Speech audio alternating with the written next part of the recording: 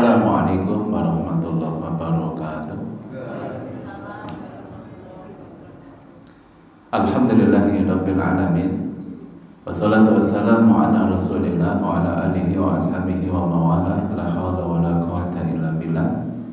Allahumma salli wa sallim wa barik ala sayyidina Muhammad wa ala alihi wa ashabihi ajma'in. Amma ba'du. Pesanipun Bapak Ibu yang dirahmati Allah, alhamdulillah pada sore hari ini kita bisa bermuajahah bersama-sama menunggu jelang berbuka puasa. Mudah-mudahan menjadi amal soleh kita yang nanti akan diberikan pahala dari sisi Allah Subhanahu wa taala. Amin ya rabbal alamin. Salawat dan salam semoga dicurahkan, dilimpahkan pada uswah kita, Nabi kita Muhammad sallallahu alaihi wasallam. Semoga tercurah terlimpah pada keluarga, para sahabat, juga kepada seluruh umatnya. Mudah-mudahan termasuk kita semuanya nanti di yaumil akhir, Bapak Ibu kita mendapat syafaatnya. Amin ya rabbal alamin. Sehat Bapak Ibu semuanya? Alhamdulillah.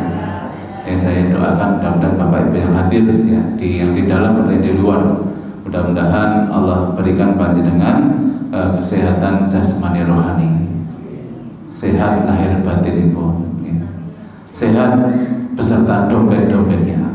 Amin. Soalnya pembahasannya rezeki, jadi tak doakan semua sehat dompetnya Pak. Pon saya dapat dari hari Pak. Dari ya Allah. Bapak Ibu rahmat Allah. Baik, untuk sore hari ini saya diberikan amanah dari Takmir untuk menyampaikan kajian dengan tema pintu-pintu rezeki. Tapi sebelum dibahas tentang pintu rezeki, ya, tapi kita akan lihat dulu apa yang ada di balik pintu, Pak. Nah, itu.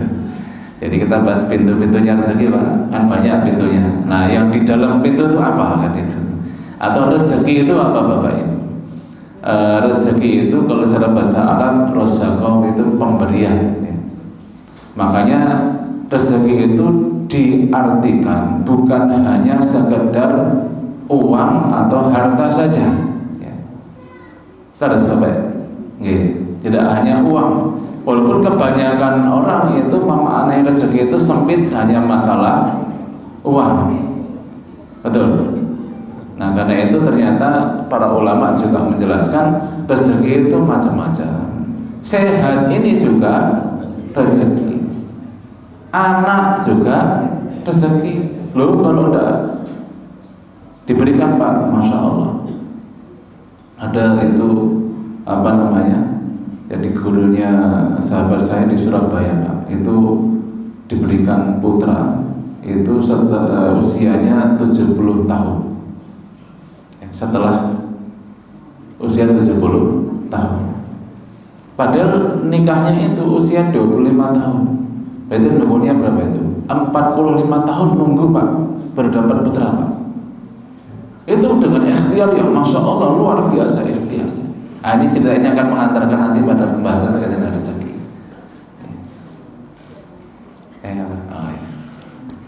Udah dikasih air saya Pak. Rezeki. Tapi minumnya nanti setelah buka puasa. Bapak Ibu Allah, kembali ke cerita tadi. Jadi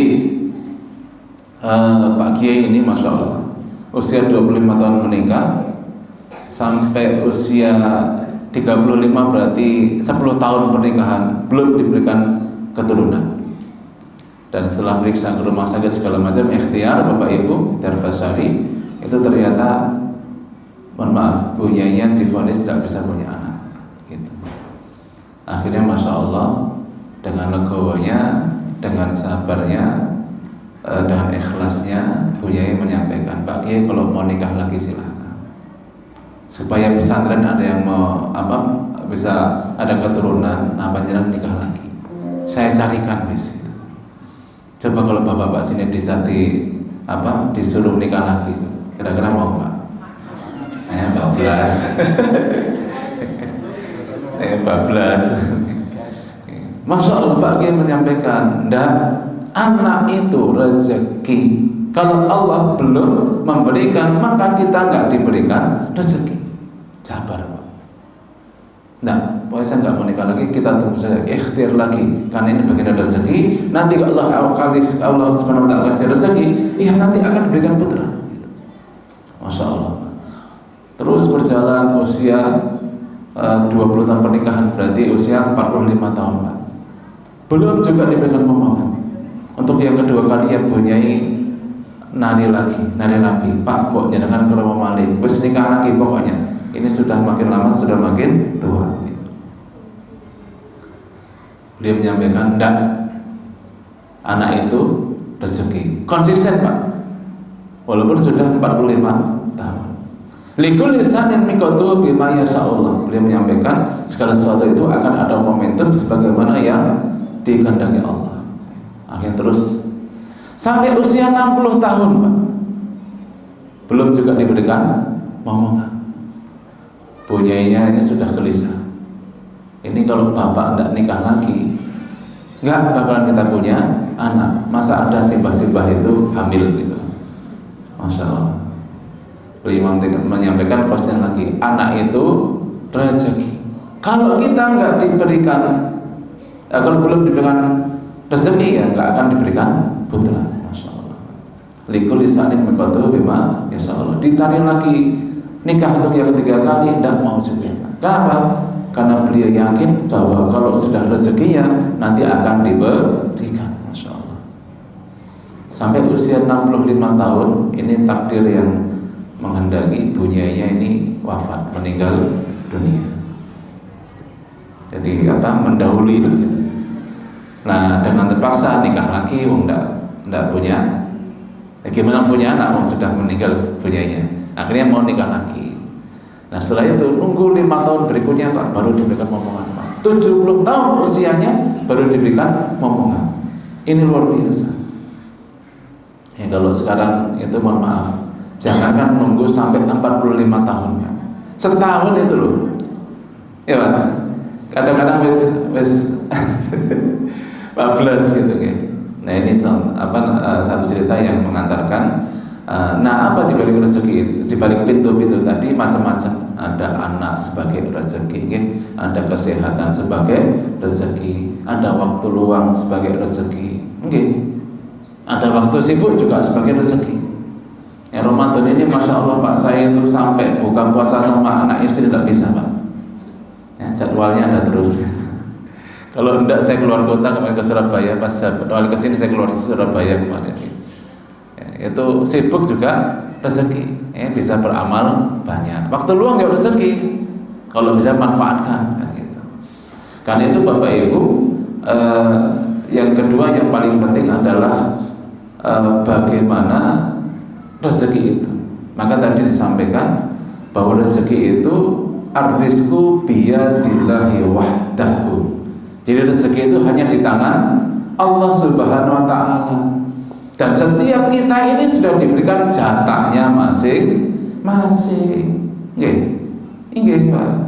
Makanya Mbah Mun itu, almarhum Kiai Maimun Zubair itu, Mbah Mun itu dawuh. Jadi kalau kita ini sudah 45 tahun ke atas kok enggak kaya-kaya, berarti memang jatahnya enggak kaya. Jadi hidup yang biasa-biasa aja gitu. Jadi kalau beliau menyampaikan itu dawuhnya itu kalau sudah 45 tahun kok belum kaya, ya berarti memang nggak bakat kaya. Gitu. Jadi santai saja gitu. Masih bagian Bapak Ibu. Nah dari sini satu bahwa rezeki itu di tangan Allah SWT. Maka ada pemahaman mindset katanya dari rezeki ini yang penting untuk kita perhatikan. Satu Bapak Ibu, rizki itu semata-mata pemberian Allah Subhanahu wa Ta'ala. Yang kedua, harus ada sarananya. Sarana itu disebut ikhtiar. Jadi misalnya Bapak Ibu pengen dapat rizki, berarti ada 2 jalur. Jalur yang pertama adalah kita bertawakal pada Allah bahwa rizki itu sudah jatahnya masing-masing. Jalur yang kedua, nah kalau yang pertama ini tinggal kita doa Pak. Banyak berdoa pada Allah. Ada doa yang dulu diajarkan guru saya Pak. Itu beliau itu kiai di Banten, namanya almarhum Kiai Haji Abdul Somad Bukhari. Beliau punya ijazah doa, masya Allah mantap Pak. Karena beliau itu kiai, tapi punya daftar catatan itu Pak, bukan catatan utang, tapi catatannya piutang. Meskipun beliau itu hidupnya sederhana, tapi panjang itu catatannya piutang Pak. Artinya ada pernah dibantu si A, si B, tapi panjang itu catatannya. Nah kalau model kita kan catatan utang ya Pak. Nah beliau punya doa, masya Allah. Ini doanya nanti kalau mau diamalkan monggo. Allahumma rizqna rizqan taliban ghaira matlubin wa ghaliban ghaira maqlubin. Ini doanya Pak. Monggo nanti kalau mau diamalkan monggo. Jadi Allahumma rizqna rizqan taliban. Ya Allah berikan hamba rezeki yang mencariku, bukan rezeki yang aku cari, dan berilah kemenangan bukan kegagalan. Jadi doanya beliau itu berdoa supaya rezekinya itu mencari kita, bukan yang kita cari. Nah ini saya kok mengutip doa ini selain nanti bisa diamalkan, juga untuk menjadi pemahaman Bapak Ibu. Jadi yang namanya rezeki itu sudah dijatah masing-masing. Makanya kita mencari rezeki yang mencari kita, gitu. Atau minta mohon pada Allah rezeki yang mencari kita, bukan rezeki yang kita cari. Artinya apa? Panjenengan ikhtiar melakukan amal-amal, misalnya bekerja, berusaha, macam-macam itu Pak, Bapak Ibu, itu sebenarnya hanya al-hal atau sarana-sarana yang biasanya mendatangkan rezeki. Contoh, Bapak misalnya bekerja sebulan gajian bulanan. Apakah bisa dipastikan Bapak Ibu gajian bulanan itu adalah rezeki Bapak Ibu? Bisa dipastikan enggak? Tidak. Wong sakniki banyak itu orang yang gajian nerimanya tanggal 5 awal bulan, biasanya sudah habis sebelum tanggal 5. Cicilannya akeh Pak. Gitu. Atau misalnya sudah digaji tanggal 5, nanti tanggal 6-nya itu hilang, bisa jadi. Itu berarti apa? Walaupun sudah bekerja tetap, belum tentu itu menjadi rezeki kita. Artinya apa? Ya, kalau urusan rezeki itu di tangan Allah Subhanahu wa taala. Makanya ada teladan para ulama ya, Bapak Ibu. Ini nanti bagian dari pintu-pintu itu ya. Jadi yang pertama kita ketuk pintu rezeki itu dari jalur apa? Dari jalur doa kita. Jadi monggo nanti silakan diamalkan doa tadi. Jadi doa untuk rizki yang mencari kita, bukan yang kita cari. Allahumma rizqna rizqan taliban ghaira matlubin wa ghaliban ghaira maqlubin. Nanti kalau ini mau dicatat, bisa sampaikan ke takmir, nanti bisa kirim ke grup WA gitu ya. Insya Allah nanti. Kalau saya lupa diingatkan nanti ya. Kalau mau ditambah lebih dahsyat lagi doanya, itu ada doa dari namanya sahabat Utsman bin Hunayf Bapak Ibu. Jadi sahabat Utsman bin Hunayf itu sahabat Nabi yang mohon maaf buta, tidak bisa melihat. Akhirnya minta pada Nabi untuk mendoakan, ya Rasul tolong doakan supaya mata saya ini sembuh dari buta gitu. Maka Nabi menyampaikan, tidak, kamu itu buta, itu sabar dengan kebutaanmu, maka diangkat derajatmu. Tapi penasaran, pengen didoakan terus sama Nabi, sampai berkali-kali minta, Nabi tidak mau mendoakan Pak. Akhirnya dia cari cara sendiri. Ini apa? Dia berdoa, tapi nyatut nama Nabi gitu. Jadi berdoa tapi menyebut nama Nabi. Allahumma inni as'aluka wa atawajjahu ilaika bin nabiyyika Muhammad nabi rahmah ya sayyidi Muhammad qad atawajjahtu bika ila rabbi lituqta hajati. Jadi berdoa tapi ini nyatut nama Nabi, itu yang disebut tawasul Pak. Tawasul ya. Jadi kita berdoa tapi menyebut nama Nabi. Nah setelah itu dia doa, setelah itu doa, dan masya Allah dikabulkan Pak, bisa melihat dia, masya Allah. Nah, tata caranya itu dirangkum terus diriwayatkan oleh para ulama jadi amal-amal yang saya amalkan juga termasuk. Itu nanti sholat mutlak 2 rakaat, sholat sunnah mutlak. Jadi sholat sunnah yang dilakukan kapan saja, sunnah mutlak 2 rakaat. Setelah itu tadi mohon doa tadi. Allahumma inni as'aluka wa atawajjahu ilaika bi nabiyyika Muhammad nabi rahmah ya sayyidi Muhammad qad atawajjahtu bika ila rabbi lidulka hajati. Zaman hajatnya insyaallah. Hajatnya apa? Allahumma rzuqna rizqan thayyiban ghairu matlubin wa ghaliban ghairu maghlubin. Insyaallah Pak. Ini jalur pertama dari pintu atau pintu pertama yang kita ketuk, yakni dari jalur doa. Nah, ini yang menguatkan keyakinan dan kesabaran kita insyaallah. Karena ikhtiar itu hanya pemanis. Kadang kebanyakan orang ikhtiar itu yang utama. Makanya tidak terlalu ngoyo. Tapi juga walaupun pemanis harus profesional ikhtiarnya.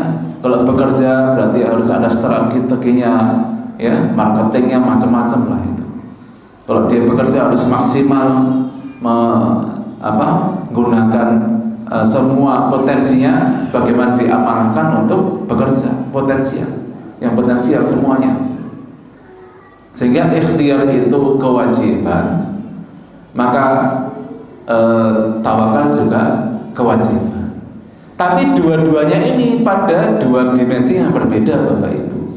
Kalau tawakal itu dimensi yang lain, itu dimensi yang tidak tidak dikuasai oleh manusia. Karena itu tergantung Allah Subhanahu wa taala. Tapi kalau ikhtiar ini yang bisa dikuasai manusia. Jadi mukhayyarun gitu. Jadi lingkaran yang bisa kita usahakan, yang kita ikhtiarkan. Nah, kalau yang di atasnya musayyarun, itu lingkaran yang kita ini hanya tadi bertawakal pada Allah Subhanahu wa taala, berdoa. Maka doanya itu tawakal itu musayyarun, suatu yang di luar kendali manusia, maka kita dengan ketaatan kita, ya. Makanya Bapak Ibu, salah satu yang menjadikan rezeki kita ini terus ngalir itu ketaatan pada Allah Subhanahu wa taala. Tapi juga tidak semua ketaatan itu menjamin juga. Itu namanya tadi yang musayyarun, enggak ngerti kita. Pokoknya kita yakin saja. Yakin saja Allah berikan rezeki. Nah, yang mukhayyarun ini kita lakukan semaksimal mungkin. Ya.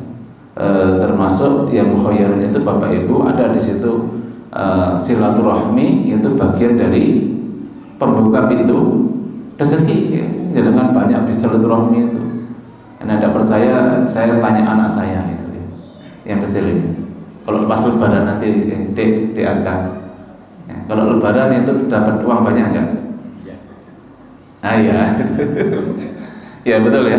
Anak-anak boleh itu silaturahmi. Itu saya biasa nggak silaturahmi, kalau lebaran ya tetap dimasukin Pak rumahnya gitu. Tahu maksudnya Pak ya? Lah iya gitu. Ini anak-anak gitu.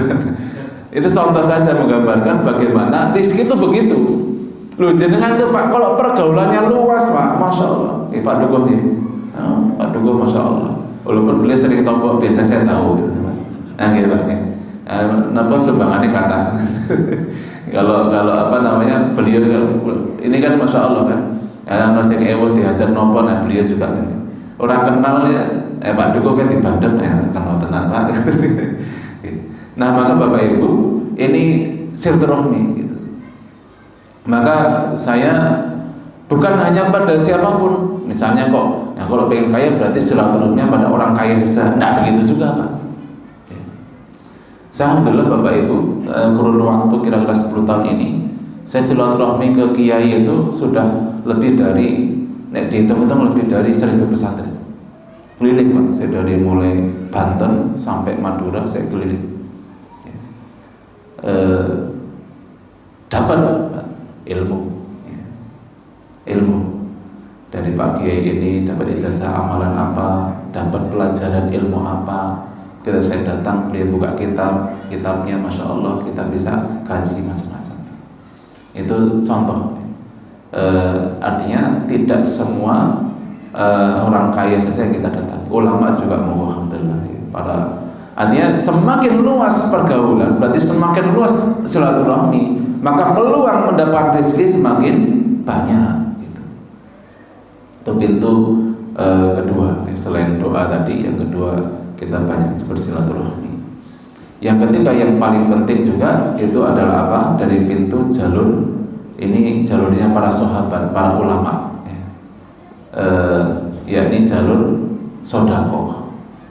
Jadi rizki itu adalah pintu ketiga ketika sedekah itu pintu ketiga kita kalau kita pengen dilancarkan rezeki. Kan aneh ini, kan keluar uang Pak. Tapi kenapa kok balik gitu? Oh, ada contohnya. Namanya Imam Malik bin Dinar. Ini ulama kaya raya Pak. Penghasilan beliau itu berapa? Setahunnya 5.000 dinar Pak. Berapa 5.000 dinar Pak? Sekitar 21,5 kilogram emas. Kalau dijadikan uang sekitar 38 miliar. Itu penghasilan beliau setiap tahun Pak. Coba apa yang dengan beliau itu? Ketika haul zakatnya itu nomor setahun, biasanya dihitung Ramadan gitu. Itu Masya Allah beliau tidak pernah bayar zakat. Bukan karena pelit, bukan karena membangkang, bukan. Tapi karena apa? Sebelum haulnya habis, uang yang 38 miliar itu Bapak Ibu, itu disedekahkan, diinfakkan, diwakafkan, Masya Allah. Disisakan 20 dinar yang tidak kena zakat. Jadi kalau beliau punya penghasilan misalnya 38 miliar tadi, berarti sedekahnya berapa Pak? 37,850 juta rupiah. 37 miliar 850 juta sedekahnya, disisakan hanya 150 jutaan yang tidak kena zakat. Coba kalau jenengan berpikir dengan mindsetnya Imam Malik bin Dinar ini, kira-kira harta nek punya sekian miliar itu Pak, ditabung atau ditabung? Ditabung di mana? Di dunia atau di akhirat?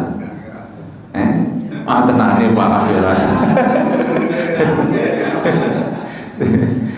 Dunia ditumbas kayak mobil yang paling mewah, ya, untuk buat rumah yang paling mewah. Terus untuk apa Pak? Macam-macam itu kan. Kira-kira. Soalnya belum pernah punya segitu. Tapi Masya Allah tahun berikutnya Allah berikan rezeki lebih banyak dari itu Pak. Dan tahun berikutnya juga beliau sedekahkan. Artinya ternyata dari rezeki yang Allah berikan itu yang ditabung ke akhirat lebih banyak daripada yang digunakan untuk dunia. Nah ini yang ketiga pintunya, yakni dari jalur sedekah. Maka Bapak Ibu Allah, karena ini ya tadi kita ini harus apa nih istilahnya, menjadikan setiap kita ini memaknai rezeki dengan benar. Yang kedua, pintunya banyak, monggo diketuk satu-satu. Berarti apa kalau doa? Ya ini. Terus yang keempat, itu bagian dari itu adalah berwasilah dari amal-amal soleh, Bapak Ibu. Dengan amal soleh, ini kalau saya dakwah, misalnya saya baru ke Madura ngisi pengajian di sana. Itu perjalanannya kan lumayan kalau sana Pak, perjalanan ya lewat darat kan itu di sela-sela perjalanan saya pikir ya Allah mudahkan rezeki, Allah berikan keamanan macam-macam, hidayah senantiasa. Nah itu kenapa? Karena itu saya berwasilah pada amal saya, mudah-mudahan Allah mudahkan, karena amal taat ini Allah mudah. Nah salah satu yang menjadikan kita mudah itu apa? Yakni ini yang Ramadan ini, amal yang utama kita selain puasa, sholat tarawih apa Bapak Ibu? Ya, tadarus Al-Quran. Ini sudah berapa khataman Bapak Ibu? Berapa? Kalau tidak Ramadan dengan khatam Quran sebulan berapa kali? Pengen Bapak Ibu merasakan enaknya baca Quran. Nyuruh saya jenengan nyepengi HP kalian nyepengi Quran niku setiap hari hanya kata putih. HP jujur. Lebih asik HP nopo Al-Quran? HP. Nek HP jam-jaman niku ora mandek-mandek betul. Quran mau menit lo ngantuk. Nah makanya ini saya ada tips Bapak Ibu kalau pengen jenengan mudah baca Quran. Ini dulu saya ngaji dengan guru saya setiap bulan saya ngaji dengan kiai saya di Surabaya. Nah, beliau menyampaikan inna nahnu nazzalna dzikra wa inna lahu lahafidun. Jadi Allah itu yang menurunkan Al-Quran, Allah yang menjaga Al-Quran.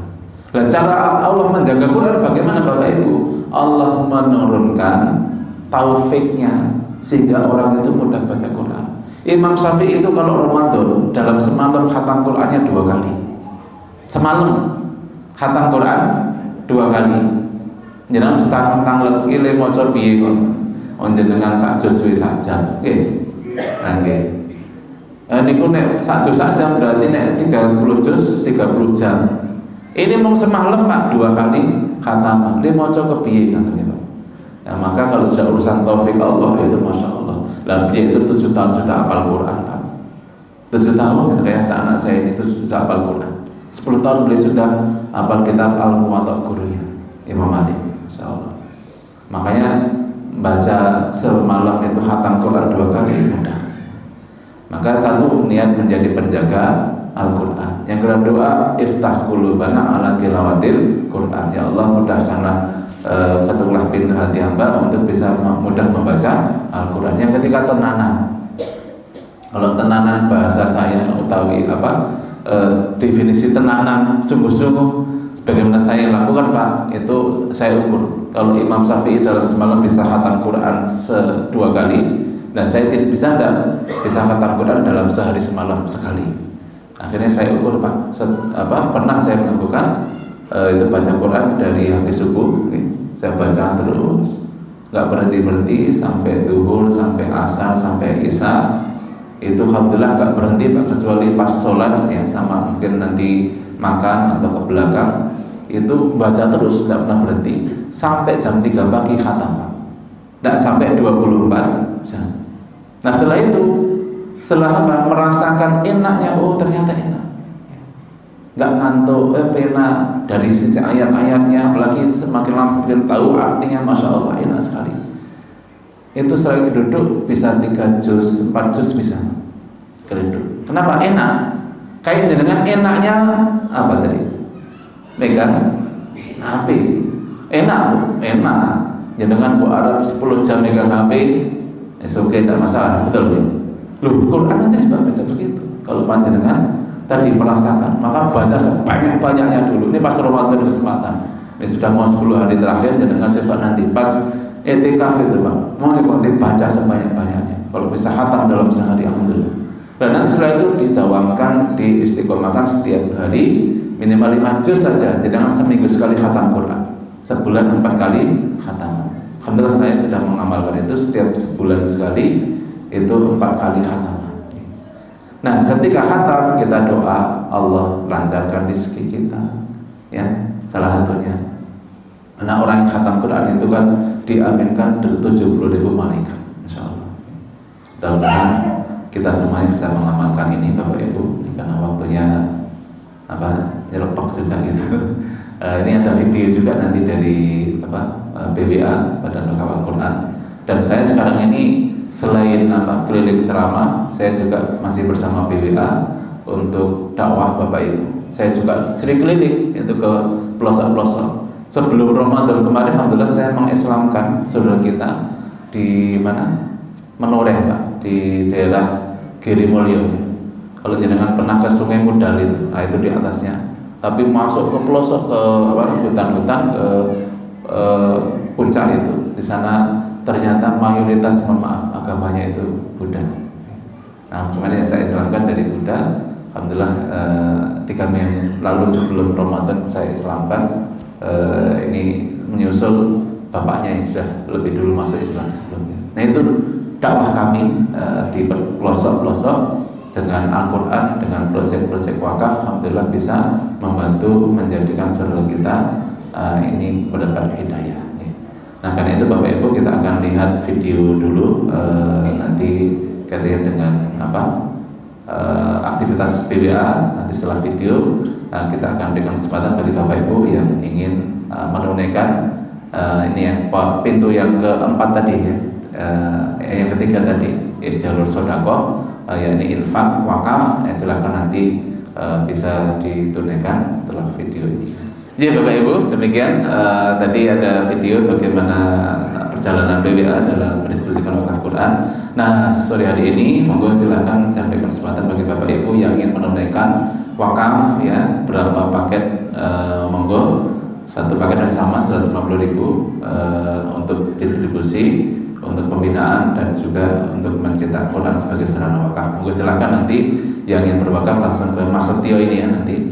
Yang wakaf nanti saya berikan ini air khataman Al-Quran. Jadi saya setiap minggu sekali khatam Quran dan saya doakan mudah-mudahan yang minum air ini pas khataman itu saya doakan mudah-mudahan bisa mudah membaca Al-Quran, bisa Allah berikan keberkahan dalam hidupnya, yang sakit disehatkan dan sebagainya. Sudah saya doakan nanti akan diberikan bagi yang berniat wakaf, baik yang ditunaikan hari ini ataupun yang ditunaikan mungkin seminggu lagi atau berapapun nanti sesuai dengan kemampuan Bapak Ibu dan keikhlasan Bapak Ibu ini.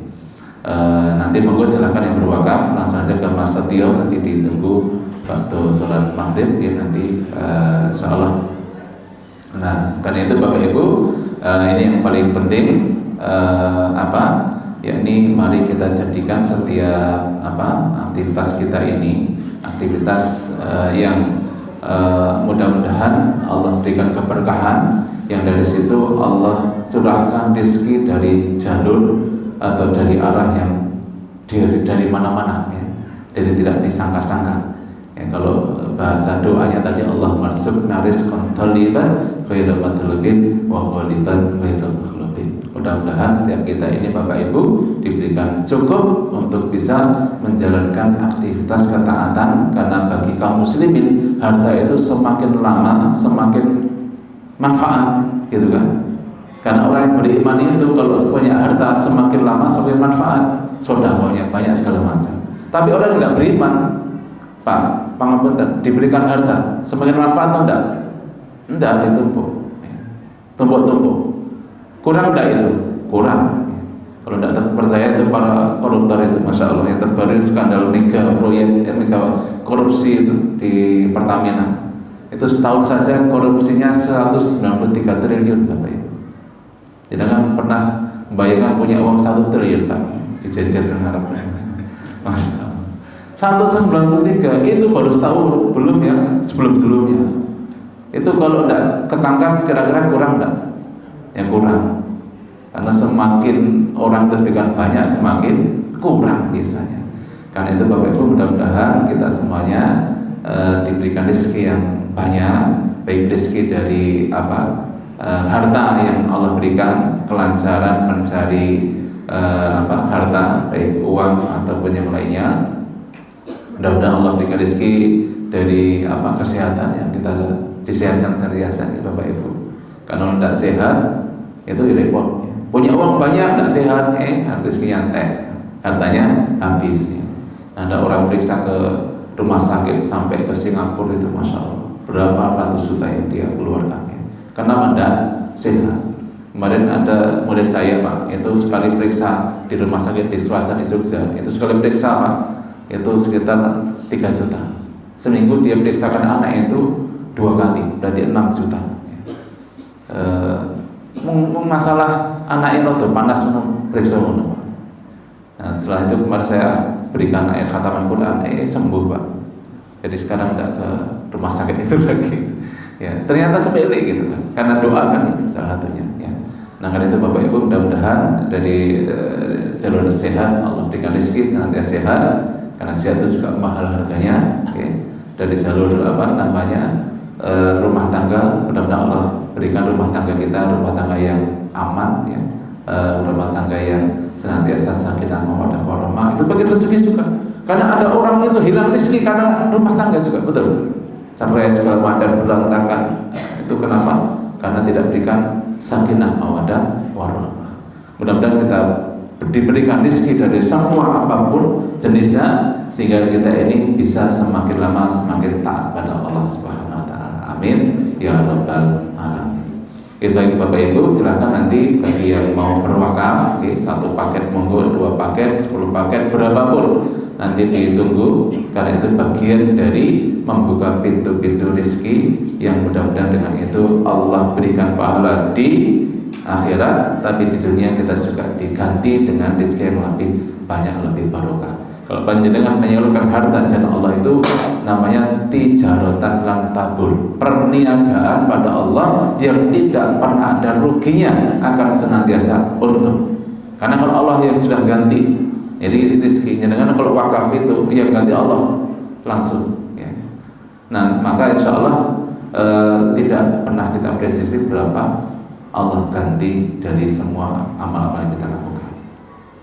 Yang terakhir nanti untuk pertanyaan, mohon maaf ini karena waktunya nyerempet sekali.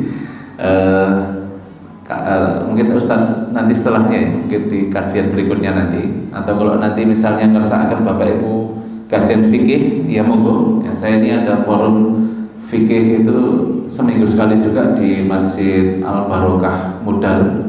Itu setiap Sabtu pagi habis subuh langsung 2 minggu sekali itu ada kajian fikih, mulai dari toharoh sampai ini nanti pakai kitab ya, pakai kitab, kajian kitab. Dan nanti kalau misalnya di sini ngerasa akan begitu, nanti kita jadwalan juga nih, insyaallah mungkin barangkali 2 minggu sekali atau sebulan sekali, nanti bisa untuk membantu referensi agar kita ibadahnya semakin lama semakin mantap gitu ya. Karena tadi benar, wudu itu tergantung atau wudu itu akan menentukan sholatnya seorang. Kalau wudunya salah, ya sholatnya salah, nggak sah. Nah juga sama nanti kalau dalam usul fikih Pak, kenapa itu bermadzhab? Karena ini kalau madzhabnya Syafi'i, maka wudunya Syafi'i, sholatnya harus Syafi'i, toharohnya juga harus Syafi'i gitu. Karena kalau tidak repot, nanti toharohnya ya, Imam Maliki, wudunya sholatnya Imam Syafi'i, nggak sah juga. Contoh kaitan dengan kotoran ya, telek cecak lah Pak, itu bahan kotoran hewan kan. Itu kalau Imam Maliki kotoran itu tidak najis, tapi kalau Imam Syafi'i najis gitu kan. Nah kalau toharohnya pakai Imam Syafi'i, nanti ketelean itu tidak najis. Loh, wes buka Pak, masya Allah. Maaf ini spill aja karena kalau menjelaskan agak panjang nanti. Demikian Bapak Ibu yang saya sampaikan, karena sudah buka puasa, mudah-mudahan nambah manfaat untuk kita semuanya, dan mudah-mudahan kita semua sekali lagi diberikan rezeki dari semua aktivitas kita, dan mudah-mudahan kita diberikan rezeki yang paling utama istiqomah hingga akhir hayat kita nanti. Amin ya rabbal alamin. Demikian Bapak Ibu yang saya sampaikan, mohon maaf banyak kurangnya. Assalamualaikum warahmatullahi wabarakatuh.